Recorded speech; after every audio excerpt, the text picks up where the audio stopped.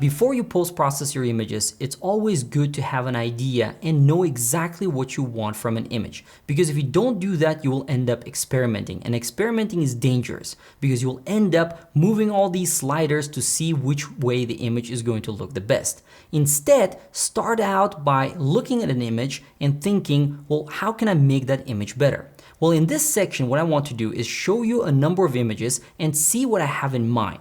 And I think that's a very important step to take for any photographer, because if you know what you want from an image, it will make the process of post-processing those images much faster and more efficient. And at the end of the day, you will spend much less time experimenting.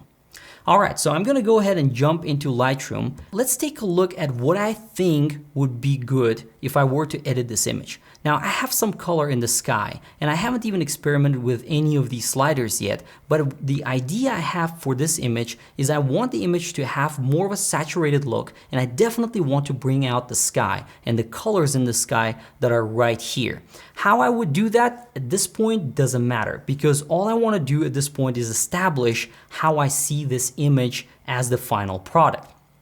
Now, I personally like colors, and this is going to be a personal preference. Some people like more of a desaturated, more natural look. Other people prefer to have more of a poppy image where a lot of the image colors in the image are going to pop in and look really saturated. Now, one thing you want to prevent is to have an oversaturated image.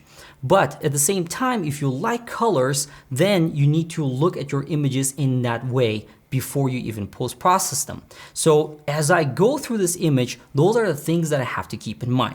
Now I'm gonna go ahead and go back to my grid view here, and let's go ahead and go through some of the images. Now this one in particular, for example, what would I do with it?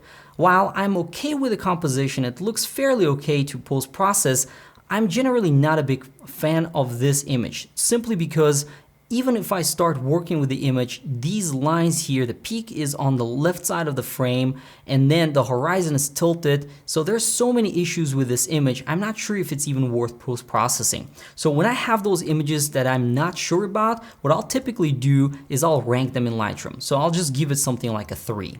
Next, I'm gonna move on to something like this. Now this image is very different compared to that other image. All of these were shot from a helicopter, so I couldn't really control how I want to play with my horizon. There is definitely something I need to fix here in terms of horizon, but this image is a much stronger image compared to the other one because the peak is right here in the center. I actually like that. The lines are really curvy and beautiful. There's actually an S curve in here, and this image would work out much better for post-processing.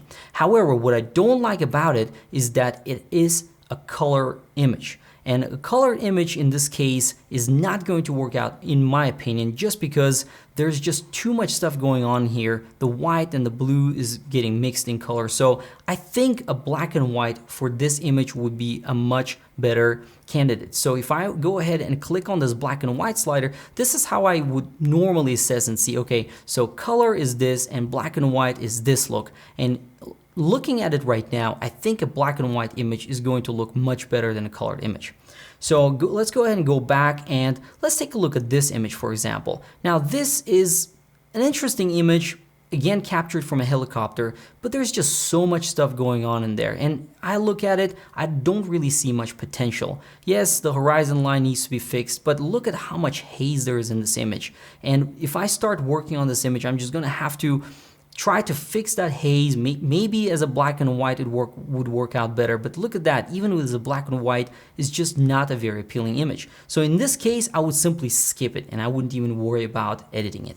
Now, if I come to this series here, as you can see, this is actually a beautiful scene, and I would definitely want to post-process it. And as I look at these images, they're from a time-lapse sequence that I captured with this glacier. There's definitely potential in post-processing these images. So as I look at this, what would I do? Well, I would definitely work on enhancing the color here a little bit, bring out some of the saturation in the sky, and then also work on the texture. Look at how much texture and detail there is in the image.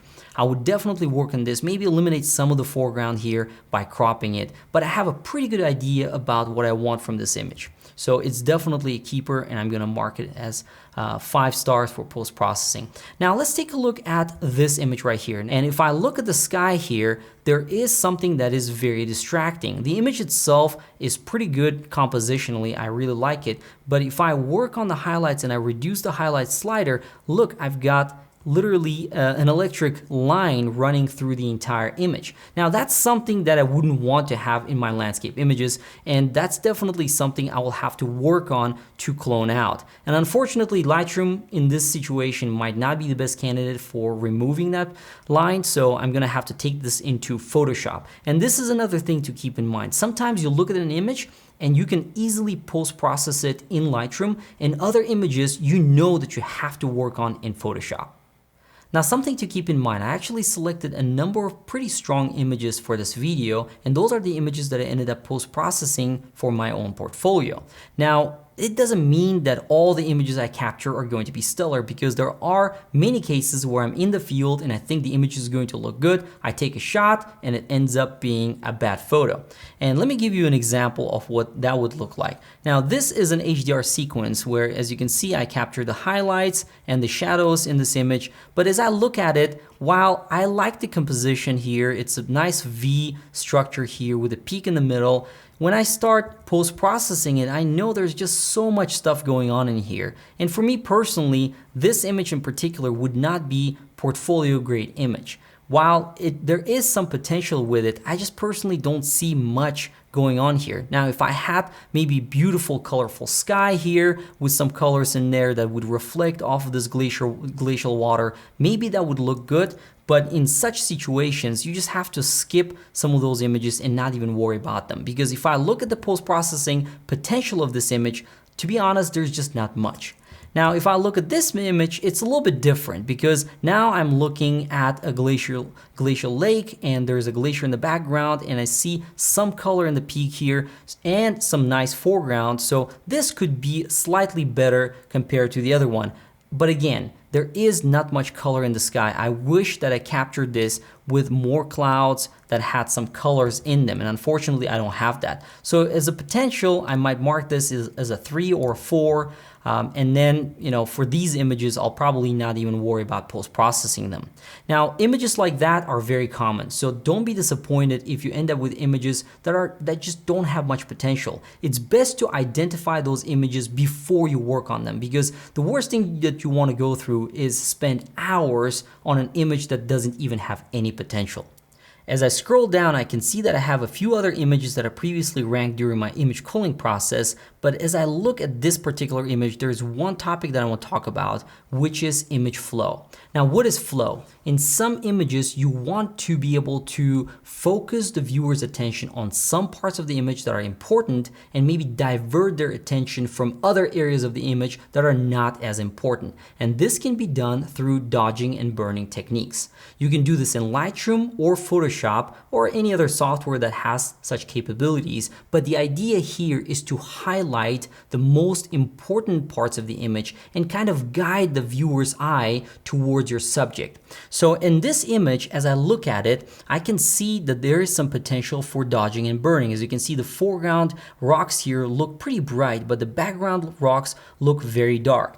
And as I go into the develop module, I know that by boosting my shadows, I can recover quite a bit of that foreground information. However, look at what happened. Now my grass is a bit too bright and the rocks aren't bright enough. If I wanted to lead the viewer into this scene right here, this is the center of attention. And as you can see, the way that I framed the image, I have these rocks pointing towards the center. I have this rock pointing towards the center, and here's kind of my center attention. So I'm trying to draw the viewer's eye towards here and maybe even try to look up and see all this beautiful color in the sky. Well, unfortunately, just by boosting my shadows, I'm not going to gain much. So what I would rather do in this image is use the dodging and burning techniques. Now, I could simply use something like the adjustment brush and then just dial something like 0.5 exposure. Let's go ahead and kill the mask for now. And if I just go ahead and start painting this area, you'll see that it's getting just a little bit brighter. And this is something that I would want to do for this center rock right here. maybe just a little bit on the bottom, but mostly here, and then the rock here in the foreground. Now I'm just being a little bit sloppy right now. It doesn't matter because I'm just demonstrating the technique. Let's look at our mask real quick. That's roughly where I drew it, and if I wanted to be a little bit more careful, maybe use the -1 and just get rid of that area. But the point here is that what I'm doing is I'm trying to divert the person's attention away from that grass towards the rocks. Now that's just brightening up the rocks, which is dodging. What I want to do now is burn the grass, which is make it darker. So at this point, I'm going to go ahead and start a new brush, and then this time I'm going to dial a 0.5 negative value. Now that is going to make things darker. So as I start painting these areas, as you can see, they're already getting darker. And that's kind of the point of using the burning tool. So if I were to do this for the entire image, I would obviously be a little bit more careful about where I use the tool. But let's take a look at the before and after real quick. So this is the before and this is the after. Now the before is obviously using the shadows, so let's go ahead and actually tone that down back to 0 and look at the before and the after. You see what I'm doing here? I'm making these areas darker and then the rocks brighter. And if I were to do this for the whole image, I would probably work on these rocks in the background as well, bring them out just a little bit more. And that's the whole point of using something like a dodging and burning technique, because your idea is to create a flow so that you're directing the person's attention towards a particular part of the image and diverting their attention away from the parts of the image that you do not want the viewer to focus on. So let's go ahead and edit an image or two in Lightroom. I'm going to start with this image, but before I go any further, I know that I have my basic Lightroom adjustments missing. And I know that the image in the beginning, this one, has those settings applied to them. As you can see right here on the bottom with all the stuff that I did before. So what I'm going to do is I'm going to go ahead and right click that image, develop settings, copy settings, and I'm going to click on check none. Select process version and calibration. Those are important because that's what my camera profile is at. And then lens corrections is another one that I did, and obviously the sharpening settings. I'm going to go ahead and click copy and come down here to this image and right click, paste. So by doing that, I'm going to save a couple of steps. Now, this is where I'm going to be starting. And what would I do normally to this image? Well, at this point, I would probably be here. And the very first thing I would look at is white balance. Now, with white balance, I'm actually pretty okay with this, but there will be images where your white balance is going to be off and the image might look like this, which is too blue. So in this case, I'm actually okay with leaving it with default as shot. The camera did a fairly good job with white balance. I'm not going to change it. But again, every image is going to be different.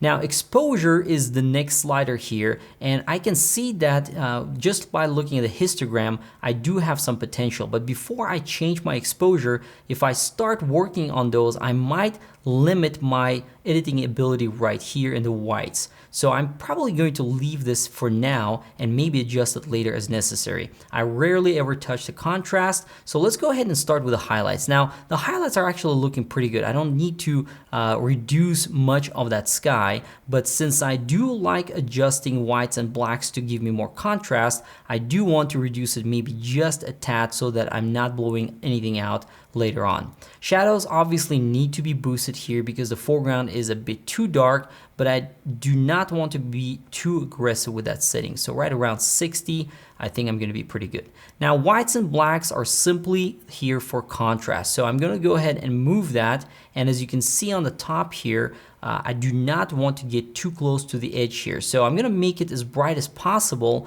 but not overly bright. So if I go somewhere here, as you can see, it's too bright and I don't like this whiteness in the sky. So let's tone it down just a little bit, maybe right around 60 or so. And I'm not hitting the right side of the histogram, so I'm good. And with the blacks, by reducing the blacks a little bit, I can actually make the contrast come out even more because darks are getting darker, brights are getting brighter, and that's the whole point behind these two sliders. So maybe if I start right around and stop right around 14 or so, that's going to be good enough. Now with the clarity slider, I don't go crazy with this because if I increase that too much, it's going to make the image look cartoonish. As you can see, it makes that really crazy pop, which I don't like. So normally I either leave this alone or maybe dial something like 10, which does make a difference. So the next, we've got vibrance and saturation. Now, saturation is something you should never touch unless you know exactly what you're doing. Better slider would be vibrance, because vibrance doesn't touch already saturated colors. It's only going to saturate colors that are not as saturated. So let's see what happens with the vibrance getting boosted up a little bit. As you can see, as I move it to the right, the greens are getting more saturated, but it's also touching those reds in the sky. So I don't like that. In fact, in this image, I think I have enough color that I'm not going to worry about vibrance here as for now. And coming down now to tone curve, I have the ability to adjust all these different sliders to increase contrast even more potentially, or decrease contrast depending on how you use these sliders.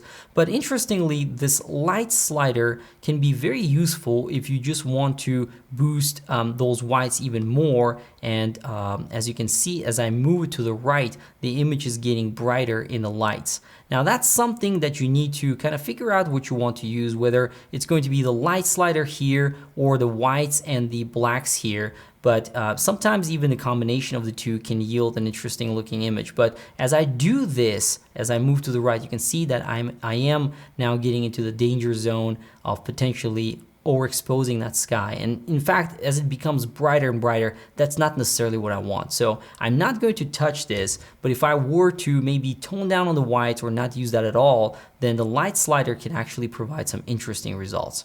And darks would be similar to using the blacks here, and that's kind of an additional layer. So if I start working on that, as you can see, it gets significantly darker. I'm not going to do that because I think my contrast is fairly good here. So let's go ahead and move down. Now, the HSL is a very interesting panel because it is something that many photographers overlook, unfortunately, because there are cases where it can be extremely useful, especially in landscape photography. Now, with the HSL, I normally look at areas. This is something that you need to keep in mind. HSL means hue, saturation, luminance, and you can see that there are individual tabs in here. So if I click on luminance, it will only show the luminance panel, but I typically have it set to all to show me everything. And one important thing about this is that you have to be very careful, because the HSL applies everything globally, which means that if I do start tweaking anything in the image, say I start working with the greens, if I make changes to my greens, it will apply to all the greens that are in the image, which may not be what you want. So you have to be careful about how you use it. Now in this particular image, I am okay with the way that the greens look, but they do look a little bit dirty almost. They don't have the color that I want out of those greens. So what I'll typically start with is hue, just to see how much those greens are looking, how green or yellow those greens are. And just by picking this here and picking the area that I want to adjust, I can have a pretty good idea about what I want. Now look at this. Now the greens are looking more natural. Before, they looked more kind of orangish yellow. And if I move this down, you can see what I was talking about when I was referring to kind of a dirty look of greens. Especially when I start going to the negative values, you can see that this is just not looking good. So I know that the hue in this case has to be boosted up just a little bit so that my greens look a little bit more natural, but I have to be careful about putting that too high of a value. So maybe right around 20 or so for yellows and 10 for greens is going to do it. Now you can do these individually, but I prefer just to find the area where I have the color and just use this to adjust those areas individually. Now, just because I have the greens around these areas here and I don't have them anywhere else, and I don't have any trees or bushes in the foreground, I don't really have to worry about that setting. But if I did have other things in the background or the foreground and I didn't want to change their colors, then I would have to do that selectively. And selectively is not the way to do it through the HSL panel, so just keep that in mind. All right, so now we come down to saturation. Same thing here. It works similar to the saturation slider on the top, so you have to be very careful, because if I go crazy with this, then saturation is going to make my image look really bad. So you have to be very careful about how you use this tool, especially when it comes to certain colors that are very prominent in the image. Let me go ahead and undo that. Let me show you what I mean by that. If I were to grab the saturation here in the sky and say, you know what, I want some of those reds to be even more saturated, well, if I just do that, look at what happens to the sky. Now at this point, even at 74, which is not even 100%, that looks really bad, and that's something that you want to avoid in your images. So be very careful about how you use the saturation sliders here, the HSL tool. My recommendation would be to use them last and be extremely careful about how you use them.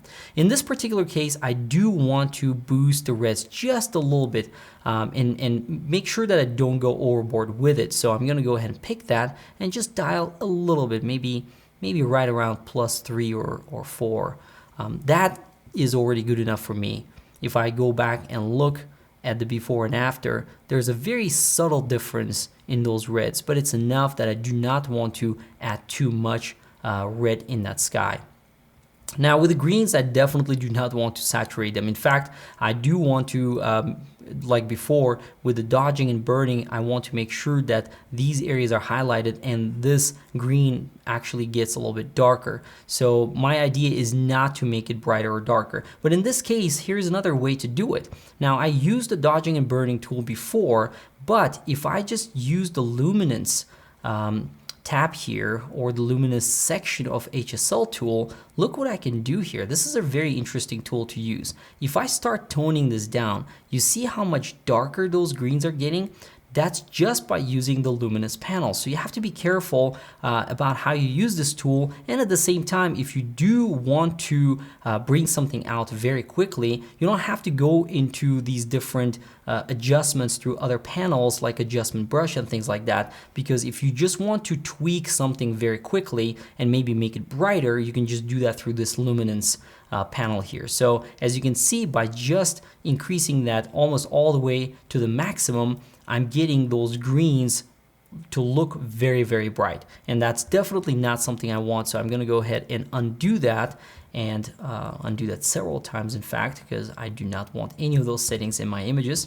But that's just a quick way to tell you how you can achieve that. In fact, I do want to go back a little bit and make that green maybe just a little bit darker to go in line with what I was telling earlier about dodging and burning. So maybe right around -15 to -21, I'm making those greens look a little bit darker compared to the rest of the area. So keep that in mind. This is a very powerful tool. If you learn how to use the HSL, you can control individual colors in many ways, and something to keep in mind, you do have to be careful because it's a global adjustment. All right, let's take a look at what we've done to this image so far. I'm gonna go ahead and hit the backslash key. This is the before and this is the after. And as you can see, the difference is drastic. The image looks much better, and there are a lot of things that we've done to the image. So far, I'm pretty happy with the way that the image looks. And if I scroll down here, there's really not much else that I want to change in this image. However, I do want to make sure that I brighten up those background rocks just a little bit, as I said earlier, by using the dodging and burning techniques, or in this particular case, by brightening them up, I would be using the dodging tool. So I'm going to go ahead and switch to the adjustment brush and dial 0.5 exposure. And what I'm going to do is I'm going to start using maybe just from this rock here and go all the way to here. So let's just do that very quickly. I'm not going to spend too much time with this, but I do want to make sure that I choose auto mask on, because when I start using the tool over here, I do not want to paint the sky and change the exposure of the sky, because it's going to make things look really bad. So let's go ahead and start here. Now, as I start painting, I don't really see much difference. And one thing that might be very helpful is just pressing the O button so that I can reveal that mask overlay, and this way now I can see much better exactly what areas I'm applying the adjustment brush to. And another thing to keep in mind is that the mask overlay, while it's very helpful, as you can see, I do have it set to green. And the reason why I do that is because something like the red color is not necessarily going to work best for landscape photography, because you will often be dealing with plenty of red, especially in the sky. For that reason, I sometimes switch between green and red depending on what image I'm working on. But so far it's been looking fairly good, and the auto mask is actually doing a pretty decent job here. As you can see, although I am going over to the areas of the sky there, it's actually not touching them. So that's doing a fairly good job. But keep in mind that auto mask sometimes just does some funky things. Sometimes like as in this area right here, it's not even doing anything at this point just because it thinks that's the area it shouldn't touch. And when you have those situations, just turn off auto mask and just paint those areas over manually. So knowing that this area right here, where whatever the dark is, I'm going to go ahead and manually paint it over. So just keep that in mind. Switch between the auto mask and check that on and off as you start painting these things, just to make sure that you're covering everything. So far it looks pretty good. I'm gonna go ahead and press the O button to get rid of that mask overlay. And let's take a look at now what we have so far. So if I go ahead and reduce the exposure down to where it was at 0, or roughly there, you can see that it's much darker, and 0.5 is actually making it much brighter, which is already looking really good. But to be honest, I want that to be a little bit brighter, so I'm gonna push that a little bit more towards maybe something like 0.7 or so.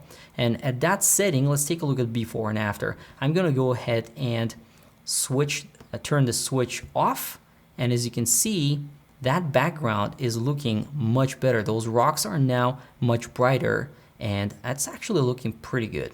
So the foreground rock is looking fairly good. I'm not going to add more brightness to it, and I think overall the dodging and burning job is fairly good. Let's take a look at the before and after.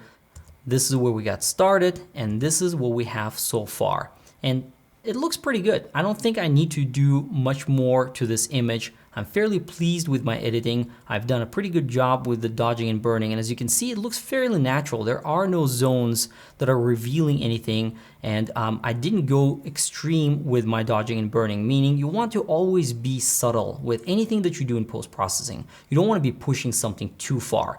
If I went with my dodging and burning too far by maybe pushing it by more than a stop, it would not look natural. So you have to be very careful about how you use these tools. All right, so let's take a look at another image now. I've got this image looking pretty good, and let's go back to maybe this one. Now, what would I do with this image? Earlier I said that I would love to have a little bit more color in the sky, and maybe a little bit more in the foreground, and let's do some more editing here. Now, there aren't too many things that I want out of this image aside from maybe just boosting some color. So I know that the edit on this one is going to be much simpler compared to the other image. In addition to that, I'm not going to be worrying about dodging and burning too much in this image, just because I have a lot of things going on in the foreground, and really the color that I have in the foreground already is a lot. There's lots of brightness in the foreground, and also this triangular shaped structure here is also getting plenty of color, and it's bright enough for me to use it as is. So maybe I don't have to worry about dodging and burning. However, the colors are definitely something I want to work on. So let's go ahead and jump into here. White balance wise, I think if I just look at something like auto and compare to as shot, it's looking fairly good. Maybe, with the auto setting, it looks like, just pushing it a little bit to the right makes this a little bit more saturated or more orange in this case, and then the sky comes out more. But I have to be very careful about doing that, because if I start modifying my contrast, then I might be pushing that way too aggressively. So I'm going to go ahead and go back to S shot, maybe just a very subtle adjustment to my white balance to make it a little bit more orange, but not too much. All right, next I'm going to worry about the highlights. I'm not going to touch exposure or contrast. At this stage, just looking at the histogram, looking at the image, I don't think I need to brighten anything. I don't think I need to darken anything. So let's go ahead and work on the highlights a little bit. Let's tone them down just a tad. Now, if I go too much, as you can see, that's way too aggressive. So I have to make sure that I maybe tone it down enough that I need to be able to then boost my whites without making the sky too bright. So as I brought down my highlights, I'm gonna take the whites now and start boosting them to the right side. And as you can see, that's actually looking pretty good right there, and the image looks very bright. Also, one more thing to keep in mind, if I hold down the Alt button, I can see that as I push to the right, if I go too much, those are the areas that I'm actually overexposing. So if you want to know whether you're already overexposing something or not, by pressing the Alt button and holding it, you will be able to see it. But even 57 is too much for this image, so I'm going to go ahead and tone it down to maybe something like 40 or 35. All right, and then at this point, I think I'm pretty good with the highlights and the whites. Next is shadows. Now, there isn't really much going on in terms of shadows here. If I try to recover that, then I'm going to start losing much contrast. So I have to be careful about what I do here. Maybe there is a little bit of recovery potential here, maybe here, but definitely not in the foreground. So if I'm going to start doing this, as you can see, it looks flat now. So I have to be careful about what I do there. I'm probably going to leave it at 0.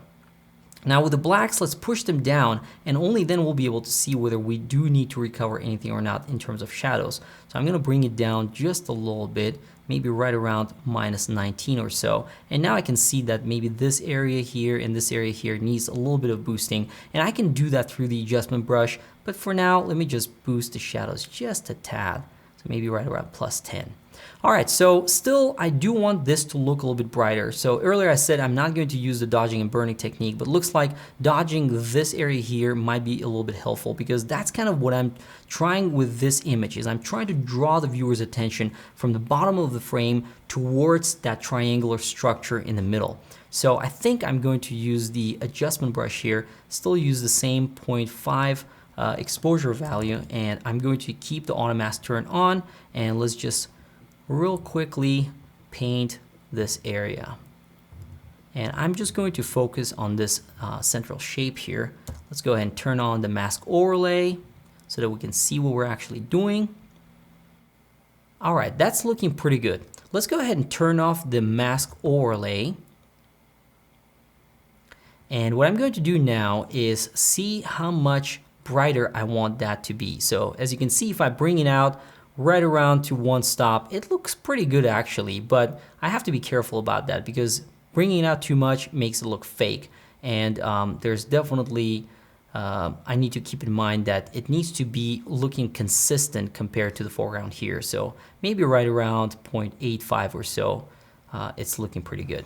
And I'm definitely not going to do anything here, because I actually want that to stay a little bit darker. Now the next is the sky, and that's the area that I do want to focus on, because I want to bring out the colors here a little bit more. What I'll do is I'll use a number of tools here in Lightroom to try to bring out the sky, and one of them is going to be using the gradient tool. Now this is an interesting tool to use, because as I apply it, as you can see, I already had that set to 0.5. In fact, that might be a bit too much. I'm going to just start right around here. Now, I definitely don't want the exposure in there. I'm going to turn that off, but I do want to bring out this area right here a little bit more. This side of the screen looks good, but this side of the screen can use some help. So I'm going to tone down the highlights just a little bit, but not too much, maybe by -15 or so. And then what I'm going to do is I'm going to work on 2 things. One is I want to work on clarity just a little bit more, so that I can bring out this part of the sky. So I'm going to add just a little bit of clarity. Okay. And I have to be careful about this, because I do not want to apply clarity in anything that I do to this part of the image, which I'll show you in a second how to do. So let me work on that just a little bit more. Now clarity is going to make that cloud pop out more. So as a global adjustment, it doesn't work very well, but just for the clouds, it actually does a fairly decent job. So right around 20, I think is going to look pretty good. And unfortunately, there is no vibrant slider here, but I'm going to use the saturation slider. And here I'm trying to bring out those reds and yellows. Now, as you can see, if I push it too much, that's looking really bad and fake. So I have to tone it down and maybe stop right around 20 or so, maybe even 25. So that's looking pretty good right there. And in this stage, I think I'm fairly satisfied with this, but what I don't like is what I selected is now applying to the bottom of the side of the frame. So I'm going to pick the brush tool, and while this is still selected, I have the ability to get rid of the areas and only focus on the sky. So if I press the mask overlay, the O button, and you can see it's spilling over here, and I'm gonna go ahead and switch to erase, and let's go ahead and paint all of this area down away from that so that it's not applying to the water and it's only applying to the sky. So that's looking fairly good. Let's go ahead and close that, and looks like we have a fairly good image here, and the top of the sky now, or the left side of the sky, is now looking pretty good. If I wanted to bring out the reds a little bit more, I could use the adjustment brush and maybe saturate it a little bit more, but I think I don't want to go there because it's going to look potentially worse. So far it looks really good. I don't think I need to adjust anything else. Maybe if I wanted to experiment with the HSL a little bit, I would do that. But at this stage of the game, I'm fairly satisfied. I definitely do not want to change anything saturation-wise or hue-wise with the reds here, because there are tons of reds here on the bottom, and that's the last thing you want because that's a global saturation adjustment. Let's go ahead and take a look at the before and after of this image and see what we've done to it so far.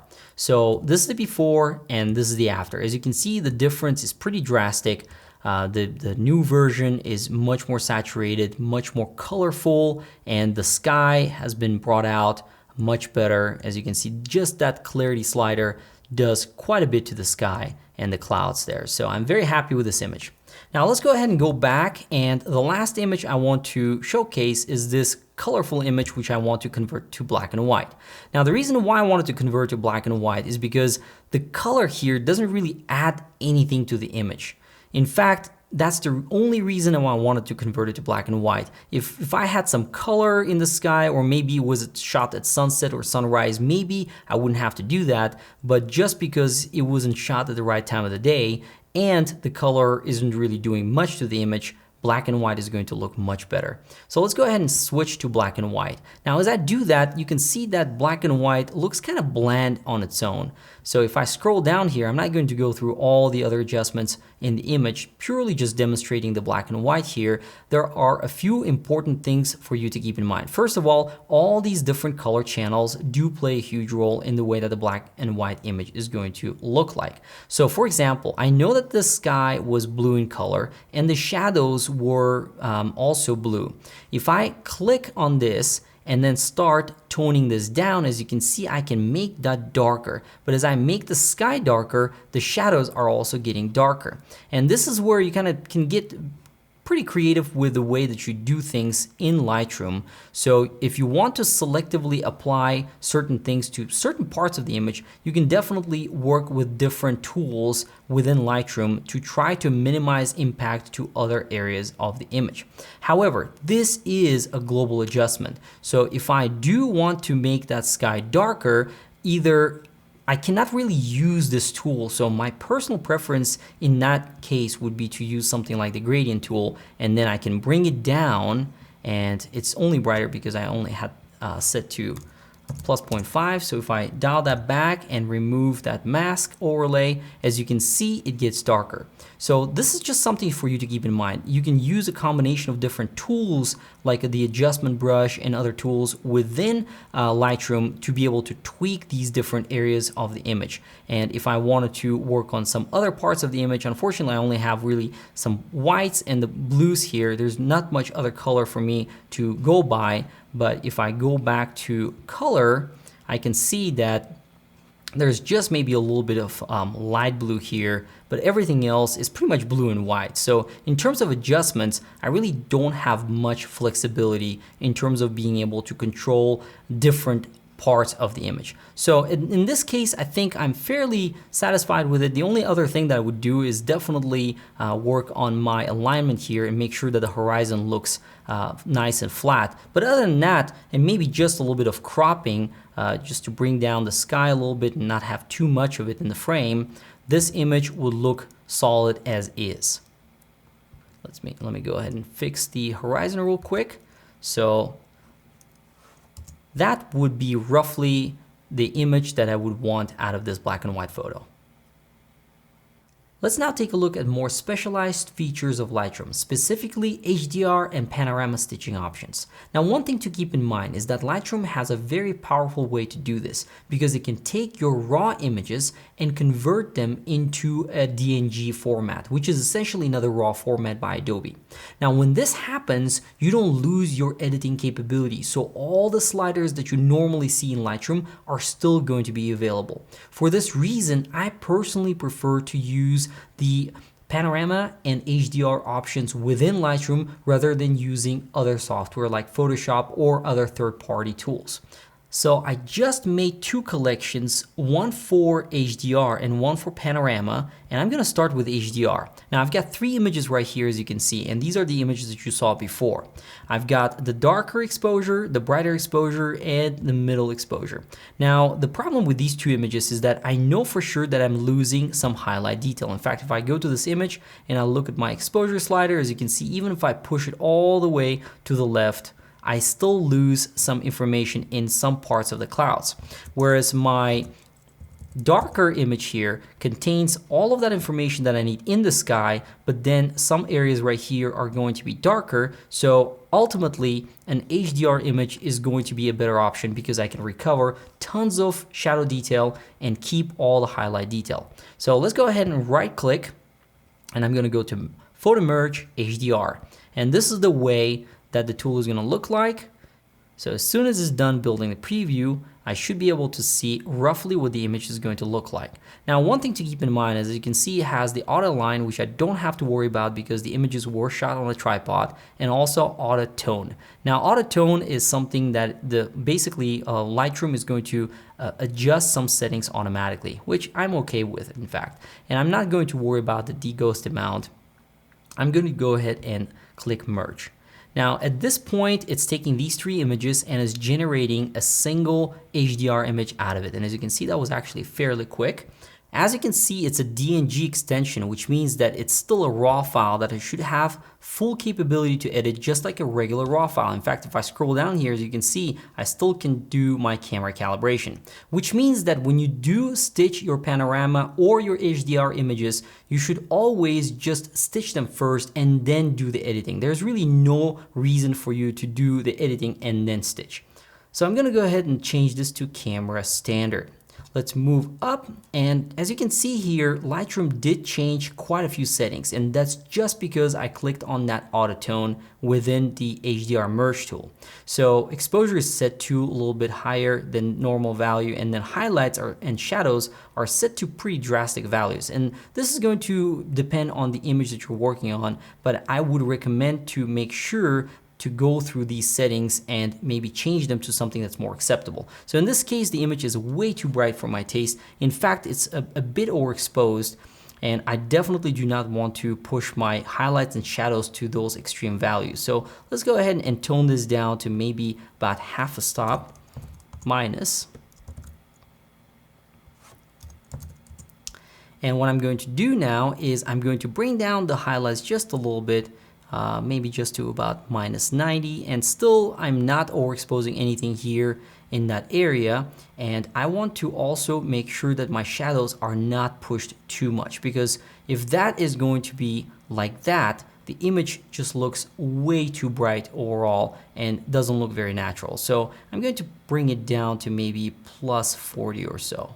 The next step would be to adjust my whites, blacks, and all the other sliders that I already went through, but I'm not going to do that because this is just a demonstration of the HDR capability within Lightroom. But I do want to show you the difference between the HDR image that I have so far and the other images that I started with. As you can see, compared to this image, I have the full sky preserved and the foreground is much brighter. In fact, if I looked at the foreground details in that image, you would see that it has less noise and more details. And compared to these images, the sky is fully preserved.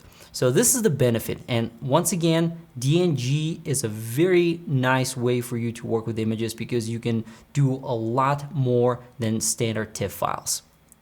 Now, panoramas are going to be very similar to HDR in terms of how Lightroom stitches them. So let's go ahead and go into this smart collection. I've got an 8-image panorama, which I'm going to go ahead and select and right-click, Photo Merge, Panorama. Now it's going to take some time to create this preview because I have 836 megapixel images. So it does take a while depending on how many images you're going to stitch. Alright, the panorama has been stitched, and as you can see, I do have one problem, which is that when I was shooting this, somehow I moved my first frame so it's looking completely out of order, which is okay because in this case, I was planning to cut out that area anyway, and the foreground really doesn't contain much information. Now I selected spherical projection, but depending on the type of panorama you're working on, these other options might work better.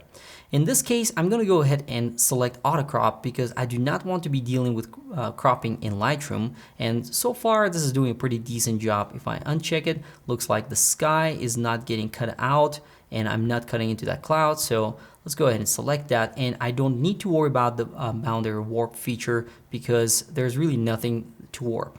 So let's go ahead and click merge.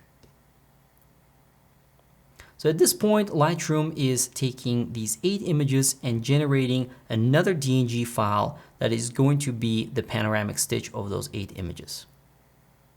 Alright, looks like the panorama has been stitched, and if I'm going to go into the develop module, once again, all those adjustments that we normally go through are available for me to use, which is very nice. So this is where I would adjust the panorama from. Now, there are no automatic exposure changes in here, just because that's not part of the panorama option. So I'm going to have to do all the standard things that I would do to an image.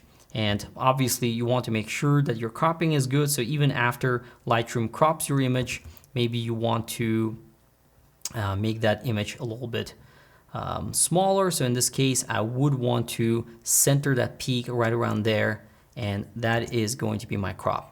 So that's a very nice way to do panoramic stitching in Lightroom. Keep in mind, the most powerful part about this methodology is that you are generating a DNG file which contains a lot of information, and you can still go ahead and make tons of changes to it, and all the sliders are going to be available just like on a regular raw file.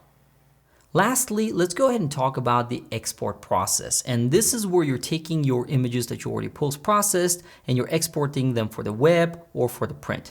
Now, I'm going to go ahead and return to this image that I worked on previously and say I want to export it for 2 different purposes. One, for web, maybe to upload on my website or Facebook, and 2, for me to be able to export a full-size image, say for printing. Now, if I were to export this image, I'm going to go ahead and bring up the export dialog. Obviously, choosing all the files and all that stuff is important, and I'm going to come to JPEG here. I'm probably going to reduce my quality to something like 80 if I'm exporting to, say, Facebook or something like that, just for the web, because the 100% quality is just going to be wasting a lot of space. So color space is going to be sRGB, and I definitely want to resize, and I'm going to select long edge and say I want to export at 2048 pixels. Now remember what I told you earlier about sharpening, is that if you are exporting images and they're going to be smaller than your original resolution, whatever sharpening settings you had in Lightroom would not apply. In fact, you might not be able to even see them, especially if the sizes that you're going to be producing are going to be much smaller compared to the originals. So in this case, I am extracting at 2048 pixel resolution, so I have to use output sharpening. Now for landscape photography, I always go for screen sharpening and I select high. If I were to export portrait or something else, it would be something different, but high works really well for landscapes because I do want to accentuate all the edges and make the image appear sharp. So I'm gonna go ahead and select high, and the rest of the stuff here doesn't really matter. So if you want to exclude things like metadata, you can do that from here. Once I have my folder already selected, go ahead and click export. And this is going to now reduce the image from its original resolution to 2048 pixels in sRGB color profile, which is going to be the most common one on the internet. Everybody's going to be able to hopefully see it the way that it needs to look like.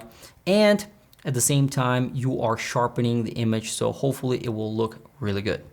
Now, let's go ahead and do the same thing for a full-size image. Say you want to send this image for print. I'm going to bring up the export dialog, and in this case, the difference is going to be I'm going to uncheck resize to fit, and I'm going to uncheck sharpening. Once again, the sharpening that you had in Lightroom before applies to full-size image. That's why you want to make sure that you uncheck this, because you do not want to apply double sharpening to your image. So once I have those two unselected, you want to make sure that you're going to be bumping up the quality to 100%, especially for print. Now, the printing company you're working with can accept files other than JPEG, for example, TIFF, then by all means change it to TIFF and then export it in higher quality. For now, I'm just going to go ahead and select JPEG, 100% quality, and everything else is going to stay the same, and click on export. Now, when you do that, Lightroom knows that you already have that file in your folder that you exported to earlier, and it's telling you that the file is already there. Do you want to overwrite it, skip it, or use a unique name? And in this case, I'm going to go ahead and select use a unique name, just because I want to have both of those images. And if I'm going to go ahead and minimize Lightroom now and go into my Lightroom export folder, I've got two images. This is the first one that I extracted earlier, and this is the second one. Let's go ahead and open them up.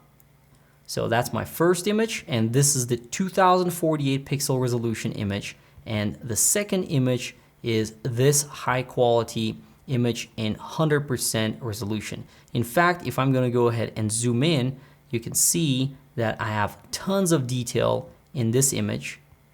And if I zoom into this one, there is only so much that I can go because it's already past 100% view. So that's all there is to it when it comes to the export process. Now keep in mind, as I pointed out earlier, if you are reducing the resolution of your images on export, you should always apply output sharpening. And if you are exporting in full resolution, it's best to turn that off.